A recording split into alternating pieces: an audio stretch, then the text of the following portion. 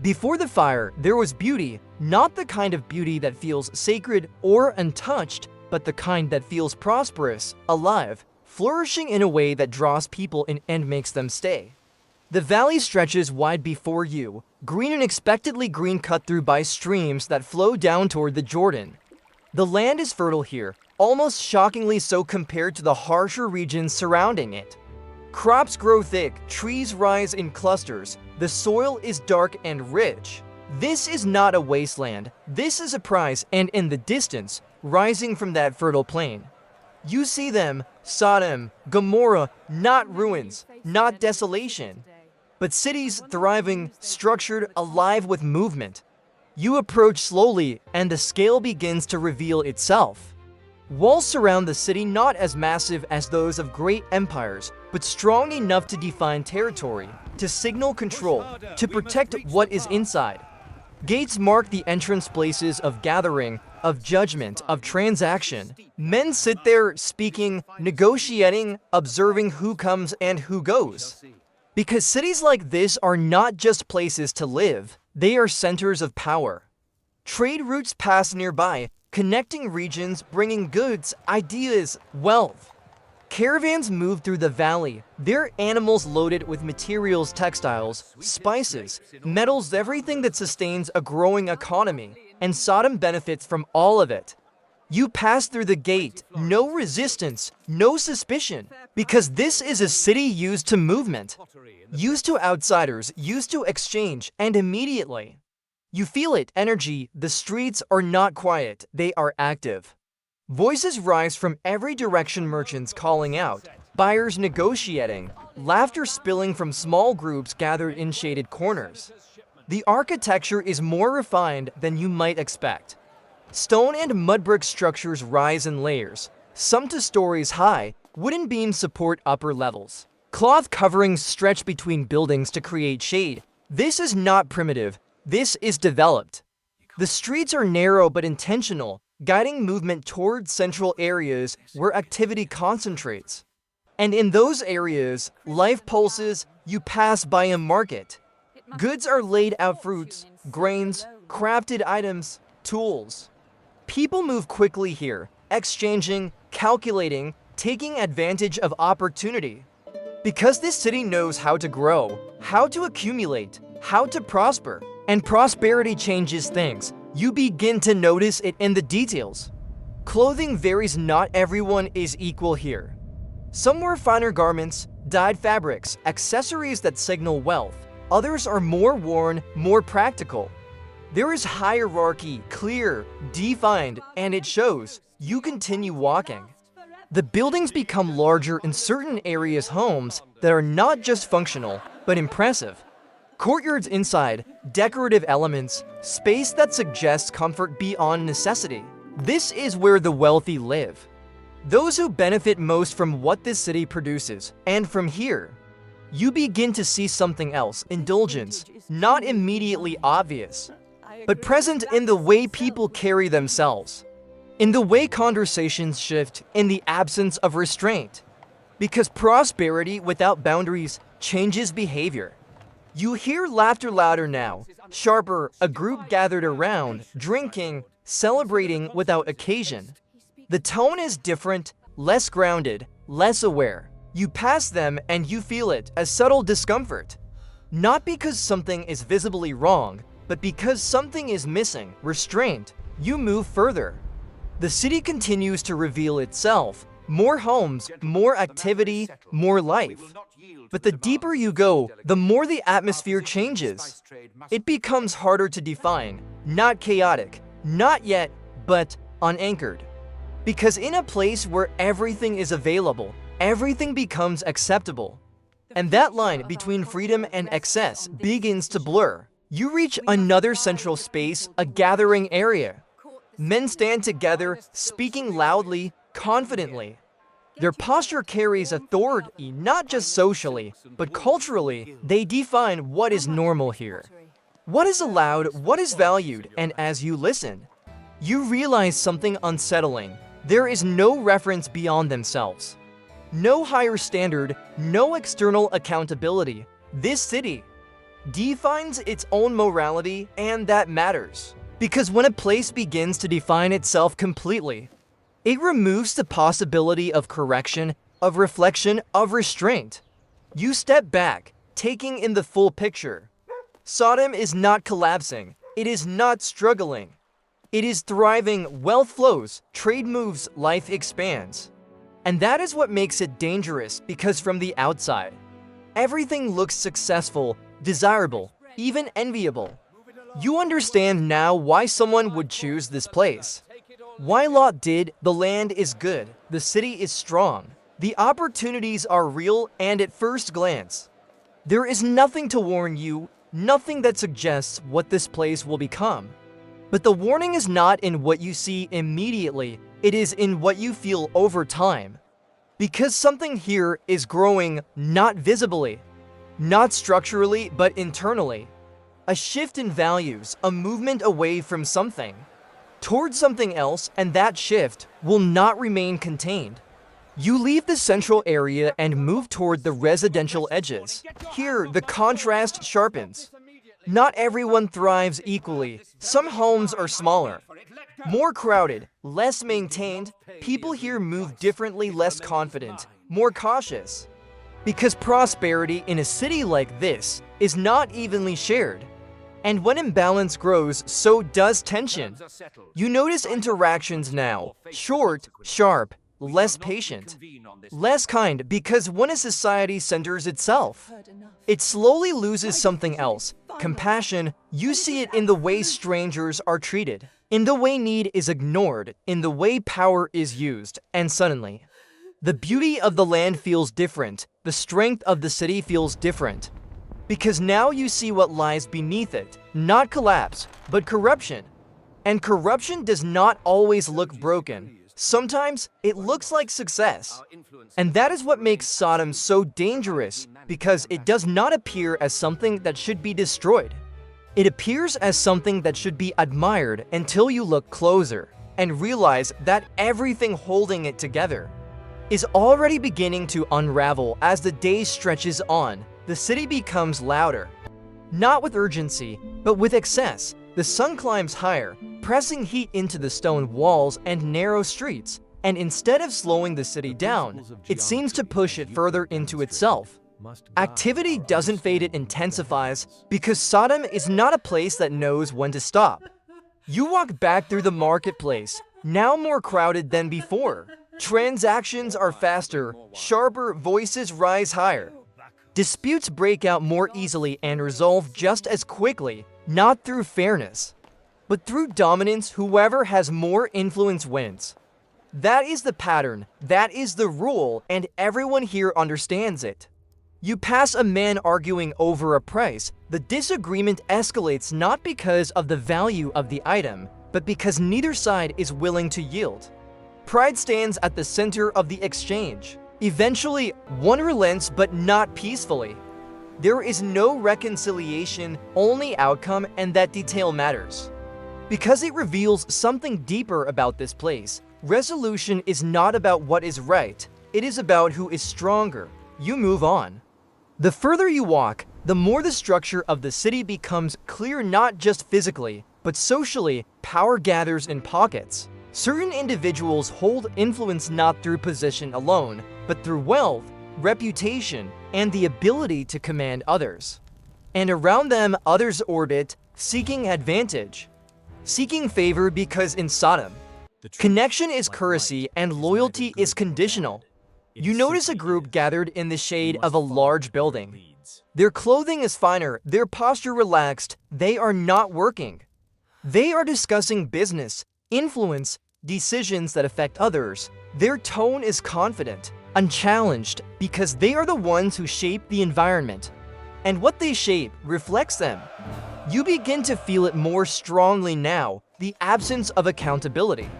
There is no sense here that actions are measured against something higher. No reference point beyond the present, beyond desire, beyond opportunity. And that creates something dangerous, because when nothing restrains a society from within, it eventually begins to consume itself. You move deeper into the city again. The streets narrow further, The light becomes more uneven, filtered through cloth coverings and overhang structures. And here, the atmosphere shifts again. More private, more hidden, but not less active. You hear laughter, but it's different now, sharper, less grounded. You pass by open doorways where gatherings take place, people drinking, celebrating, indulging without restraint. There is no rhythm to it, no boundary. No sense of enough, because in Sodom, enough does not exist. You begin to understand something critical. This is not just a city of wealth. It is a city of appetite, and appetite, when left unchecked, expands, always. You see it in the way people look at each other. Not with recognition, not with respect, but with evaluation. What can this person offer? What can be taken? What can be used? And that shift from seeing people as people to seeing them as opportunities changes everything. You pass by someone who does not belong, a traveler, clothing marked by dust, movement cautious, eye scanning, and immediately, the contrast is clear. He stands out, not because he is loud, but because he is different. And in Sodom, difference is not welcomed. It is noticed, measured, tested. You see glances, whispers, a subtle shift in attention that feels almost predatory. Because this city does not just ignore outsiders. It presses them, you move on, but the feeling stays with you. Because now, the earlier discomfort becomes clearer. This is not just a lack of kindness. It is something more active, more intentional. A culture that has normalized behavior that would once have been questioned and now is not. You reach another open space, a place where disputes are settled, where decisions are made, but even here, justice feels different. Less about fairness, more about alignment with power. You watch as the disagreement unfolds, voices rise, arguments are made. But the outcome is already decided before it begins, because those with influence do not lose. Not here, not in this system, and that realization settles heavily. Because it means something important. There is no corrective force within this city. Nothing that pushes it back toward balance, toward restraint, toward restoration. Everything moves in one direction, further, deeper, more extreme. You step away again, trying to take in the whole. The beauty of the land still surrounds it. The valley is still fertile, the structures still stand, the economy still thrives. But now you see the contrast, because outwardly, nothing looks broken, but inwardly, everything is shifting. You remember Lot, why he came, why he stayed, because at first glance, this place offers everything: opportunity, stability, growth. But over time, it takes something in return, gradually, quietly, until the line between what is right and what is normal disappears. You feel that now, because in Sodom, what is normal is no longer safe, and yet no one here sees it. Not clearly, because they are inside it, living it, reinforcing it. And that is what makes it so complete, so dangerous, so final. You walk toward the edge of the city again as the sun begins to lower slightly. The light softens, the shadows stretch, and for a moment, Sodom looks peaceful again, beautiful, almost inviting. And that is the illusion, because what will happen to this place will not come from nowhere. It will come as a response to everything that has been building, unseen, unchallenged, unstopped. And as you stand there, looking back at the city, you realize something that changes how you see it completely. Sodom is not on the edge of destruction. It is already past the point of return. It just doesn't know it yet. Evening settles over Sodom with a strange kind of calm. The heat breaks, the air softens. Shadows stretch across the stone streets, and for a brief moment, the city almost feels at rest, but it isn't. Because what you begin to notice now is that night does not quiet Sodom, it reveals it. You walk back through the gates as the last light fades behind the hills. The guards are still there, but their posture is relaxed, almost careless. Entry is not tightly controlled. It doesn't need to be. This city does not fear what comes from outside. Its danger comes from within. The streets shift as darkness deepens. Torches are lit along main pathways, casting flickering light that distorts shapes, stretches shadows, makes everything feel slightly less stable. Movement continues, but it changes. The daytime rhythm trade, labor, negotiation gives way to something else. Gathering, indulgence, release. You hear music now, if it can be called that, rhythmic, loud, unrestrained. Voices rise in ways that are no longer structured or purposeful. Laughter echoes again, but it's different from earlier, less controlled, more erratic. You pass a group spilling out into the street, their behavior loose, uncontained. There is no awareness of surroundings, no concern for order, because at night, Sodom lets go of whatever restraint it still pretends to hold during the day. And that is when its true nature becomes undeniable. You continue walking, the deeper you go, the more intense it becomes. Doors are open, gatherings are larger, behavior is bolder. What was once subtle is now visible, open, normalized. You feel it pressing in around you, not physically, but atmospherically. Because this is not just individual behavior. It is collective, shared, reinforced. Everyone participates. Or at least everyone accepts, and that is what makes it complete. You begin to understand something unsettling. There is no resistance here. No voice pushing back, no presence calling for restraint. Because that voice has either been silenced or has already left. You pass another traveler, different from the rest, not just in clothing, but in posture, alert, careful, and immediately. He is noticed, the same shift you saw earlier but stronger now. Because night removes hesitation. You see heads turn, eyes follow, whispers begin. The attention is no longer subtle, it gathers, focuses, and the air changes. Because now, the city is not just active, it is targeting. You feel it immediately. The tension sharpens. Because this is not curiosity, it is intent. You move forward quickly, but the feeling stays with you. Because now everything becomes clearer. The lack of boundaries, the absence of restraint, the normalization of excess, all of it leads here. To a place where nothing is held back. Where impulse is action, where desire becomes demand. You reach a slightly quieter area, if it can be called that. A residential section, less crowded, but not untouched. And here you see something different, a house, closed, guarded in its stillness. And inside, something else is happening. This is where Lot lives, and tonight, everything converges here. Because two visitors have entered the city. Not ordinary travelers, not unaware, but intentional. And Lot sees them immediately, recognizes something, not visually obvious, but deeply felt. And he moves quickly, urgently, inviting them in, insisting, because he knows something about this place. Something that cannot be ignored. They must not remain outside, not here, not at night. And that urgency tells you everything. Because it means that even within Sodom, there are those who see it clearly, who understand what it has become, who know what it is capable of. You stand outside as the door closes. And for a moment, there is stillness, but it doesn't last. Because the city has already noticed. The movement begins, slow at first, then gathering. Men move through the streets, not randomly, not separately, but together, drawn, focused, the same energy you felt earlier. Now concentrated, and it leads here, to this house. You feel it before you see it fully. The crowd forms, surrounds, voices rise, demanding, not asking. Not negotiating, but insisting, and in that moment, everything about Sodom is revealed, not through explanation, not through description, but through action.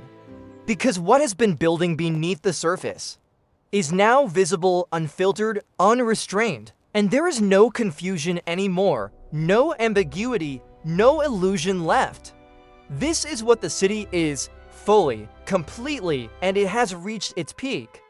Because when a place no longer hides what it has become, it has already crossed the line. You stand there, feeling the weight of it. The noise, the pressure, the absence of anything that might stop it. And you realize something with absolute clarity. This moment is not the beginning of Sodom's downfall. It is the confirmation of it. Because everything that will follow is not sudden, it is the result. The outcome of a trajectory that has been moving in one direction for a long time, and now it has arrived. And as the voices rise higher, as the tension tightens, as the night holds everything in a kind of unbearable stillness, you know, this city will not last, not because it lacks strength, not because it lacks structure, but because it has lost something far more essential: the ability to recognize its own condition. And once that is gone, there is nothing left to stop what comes next. The night does not calm, it tightens. What began as noise becomes pressure. What felt like energy becomes force. The crowd outside Lot's house is no longer forming, it is fully there now, surrounding, pressing, demanding with a unity that feels unnatural. There is no hesitation left, no restraint, no voice within the city rises to oppose what is happening. That absence is louder than anything else, because it confirms something final. There is no internal resistance left in Sodom, nothing to slow it, nothing to question it, nothing to stop it from becoming exactly what it has already become. You stand at the edge of the scene, feeling the weight of it, not just the sound, not just the movement, but the atmosphere itself. It feels complete, not in a good way, but in a finished way. As if the city has fully revealed itself, and there is nothing left hidden. And that is when everything begins to shift. Not outwardly, not yet, but something changes in the unseen. Because what happens next does not come from the crowd. It does not come from the city, it comes from beyond it. Inside the house, something interrupts the moment. The door opens, but not in surrender. An intervention, and suddenly the dynamic breaks. The crowd falters, not completely, but enough. Because something has entered the situation that does not respond to the same rules. Confusion spreads, movement becomes disoriented. The certainty that defined the crowd moments ago fractures. And for the first time that night, they are not in control. You feel it immediately. Because this is different from anything the city has experienced. This is not a shift within the system. It is something acting on it. The door closes again. And now, the tone changes, not from chaos to peace, but from confidence to instability. Because the moment that just happened reveals something Sodom has never had to face, limit. And once a system built on unchecked behavior encounters a limit, it does not know how to respond. The crowd lingers, disoriented, still present, but no longer unified in the same way. And then slowly they begin to scatter. Not with resolution, not with understanding, but with confusion, and that confusion is enough. Because the moment has passed, but the consequence has not. Inside the house, urgency takes over. There is no delay, no discussion about what might happen.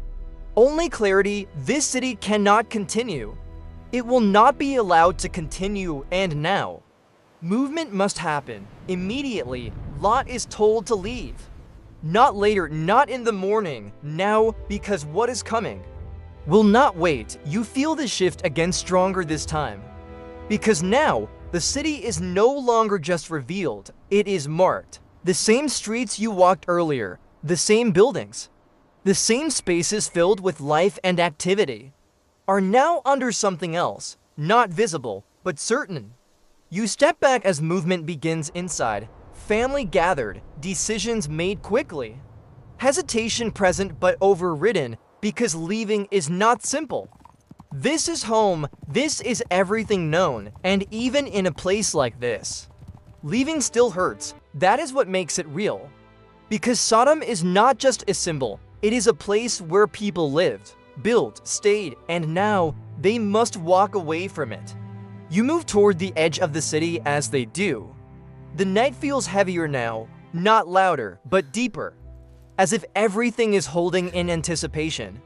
They step through the same streets, past the same homes, past people who are unaware of what is about to happen.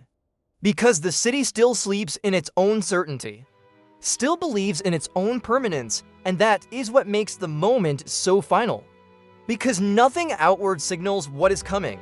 No warning, no visible sign, only the quiet urgency of those who know. You reach the edge, the gates, the boundary between inside and outside. And as they cross it, everything changes, not instantly, not in a visible explosion, but in certainty, because once they leave, there is nothing left to delay what comes next. You turn back, looking at Sodom one last time, and it still looks the same. The buildings stand, the streets lie quiet. The valley stretches green and fertile around it. Nothing about it suggests destruction. Nothing about it looks like it is about to end, and that is what makes it so striking. Because what is about to happen will not match what you see. It will come from beyond what the city can measure, beyond what it can predict, beyond what it can resist.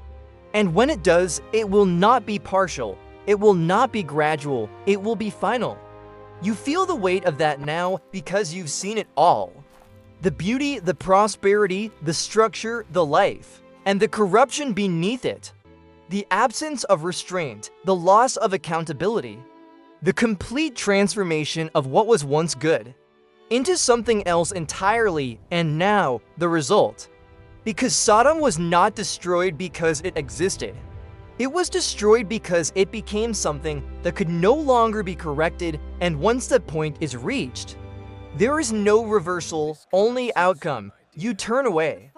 The valley behind you, the city still standing for now, and ahead, silence, distance. A future that will carry the memory of what this place once was, and what it became, and as you walk, you realize something that changes how you see it all. Sodom did not fall in a moment. It built toward that moment, step by step, choice by choice, until there was nothing left to stop it. And when the end came, it was not sudden, it was inevitable.